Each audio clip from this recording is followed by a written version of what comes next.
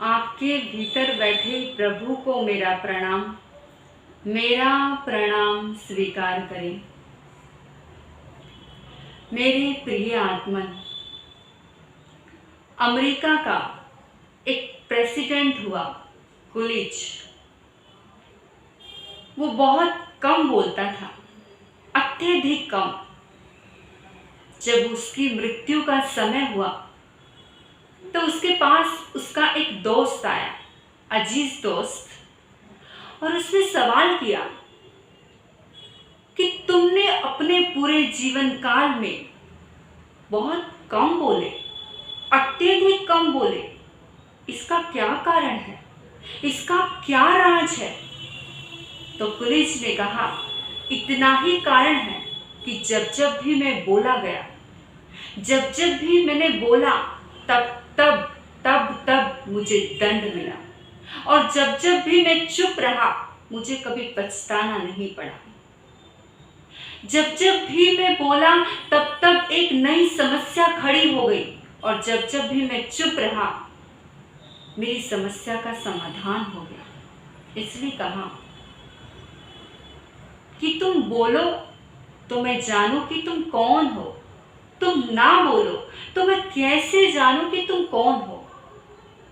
बोलो, लेकिन जो मौन से श्रेष्ठ हो उतना ही बोलो। बोलो, लेकिन ऐसे ही शब्द बोलो। अगर तुम कोई शब्द दूसरे को बोल रहे हो, अगर वो वापस तुम्हारे पास लौट करके आए, तो तुम्हें सुकून मिलना चाहिए, तुम्हारे दिल को शांति मिलनी चाहिए। ऐसा ही शब्द बोले।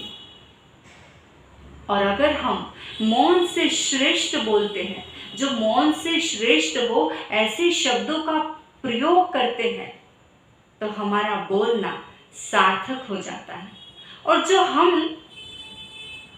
जो मौन से श्रेष्ठ नहीं है, जिसका कोई मतलब नहीं है, जिसका कोई अर्थ नहीं है, अगर वो शब्द हम बोलते चले जा रहे हैं, तो हमारा बोलना वेस्ट हो जाता है। तो अपने शब्दों की वैल्यू करें। कहा जाता है कि जब भी हम शब्द प्रयोग करते हैं, जब भी हम बोलते हैं, ऑलमोस्ट बुरा ही बोलते हैं, किसी की निंदा, किसी की बुराई ही करते हैं। इसलिए कहा, बोलो, लेकिन वही बोलो जो मौन से श्रेष्ठ हो। कहा, निंदा ना करना, क्योंकि निंदा का इतना ही अर्थ है कि हम दूसरे में उत्सुक है, हम दूसरे को छोटा बनाने में उत्सुक है।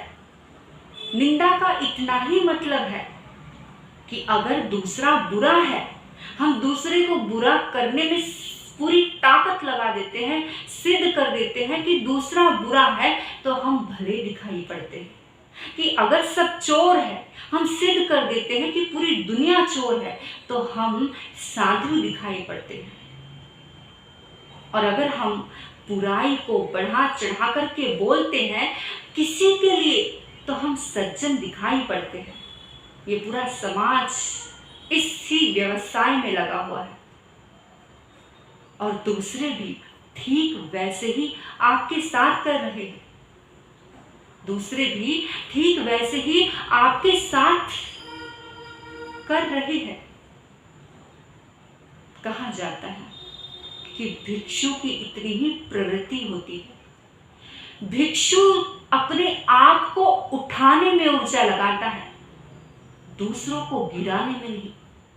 इसलिए कहा, घात ना करना किसी का घात ना करना, किसी को हानि ना पहुंचाना। आधी दुनिया तो दूसरों को गिराने में लगी हुई है, आधी दुनिया तो दूसरे को हराने में लगी हुई है। कहा जाता है, भिक्षु वही है जिसको दूसरे के प्रति ईर्ष्या का भाव ना हो। भिक्षु वही है जिसको दूसरे के प्रति ईर्ष्या का भाव ना हो। जिस पद पे भी तुम हो, उसमें मजे से रहो। जो भी तुम हो, उसका एंजॉय करो, तुम जैसे भी हो वो बिल्कुल ठीक हो, और दूसरे से ध्यान हटाओ, अपने में ध्यान लेकर आओ। आधी दुनिया इसलिए दुखी है कि दूसरे पर ध्यान है, दूसरे में ध्यान लगाने में उत्सुक है, इसलिए दुखी है। इसलिए कहा, दूसरे से ध्यान हटाओ और अपने में ध्यान लेकर के आओ। आज मैं आपको 2 पॉइंट दे रही हूं। पहला पॉइंट याद रखें कि सारी समस्याएं बोलने से शुरू होती हैं। अमेरिका का प्रेसिडेंट कुलिच हमें ये सीख देकर के गया कि अगर बोलना है तो जो मौन से श्रेष्ठ है वही बोलना, क्योंकि सारी समस्याएं बोलने से शुरू होती हैं और मौन रहने पर खत्म होती हैं। तो जितना हो सके मौन रहे, और अगर आप बोलना चाहते हो तो जो मौन से श्रेष्ठ है वही शब्दों का प्रयोग करें। दूसरा पॉइंट मैं आपको दे रही हूं कि किसी की निंदा ना करें, किसी की बुराई ना करें, क्योंकि जितना समय इंसान दूसरों को गिराने में लगाता है,